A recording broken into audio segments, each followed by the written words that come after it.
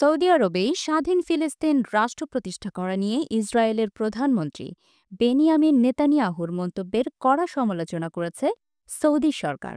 রোববার এক বিবৃতিতে দেশটির পররাষ্ট্র মন্ত্রণালয় জানায়, গাজায় ইসরায়েল যে জাতিগত নির্মূল ও অপরাধ সংগঠিত করছে তা থেকে বিশ্ববাসীর নজর সরানোর কৌশল হিসেবে এ ধরনের মন্তব্য করছেন নেতানিয়াহু। বিবৃতিতে আরও বলা হয়, সৌদি আরব স্পষ্টভাবে জানিয়ে দিতে চায় যে ফিলিস্তিনি জনগণের নিজেদের ভূমিতে বসবাসের অধিকার রয়েছে। তারা কোনো অনুপ্রবেশকারী বা অভিবাসী নয় যে দখলদার ইসরায়েলি বাহিনী তাদের ইচ্ছামতো তাড়িয়ে দিতে পারবে।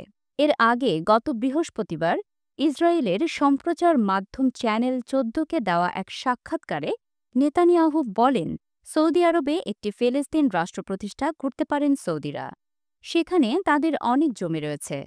তার এই মন্তব্যের পরই ক্ষোভ ছড়িয়ে পড়ে কাতার, জর্ডান, মিশর, সংযুক্ত আরব আমিরাত, কুয়েত, ইরাক সহ বিভিন্ন আরব দেশ।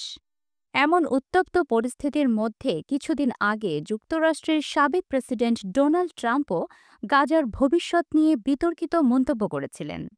তিনি বলেন, গাজায় সংঘাত শেষ হলে উপত্যকাটির নিয়ন্ত্রণ নেবে যুক্তরাষ্ট্র এবং ফিলিস্তিনিদের অন্যত্র সরিয়ে দেওয়া হবে।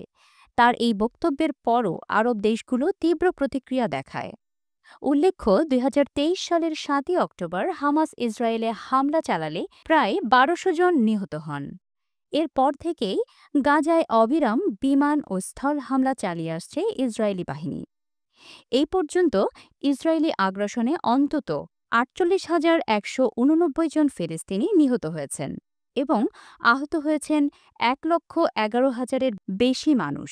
এছাড়া বোমা হামলায় গাজার অবকাঠামো প্রায় পুরোপুরি ধ্বংস হয়ে গেছে।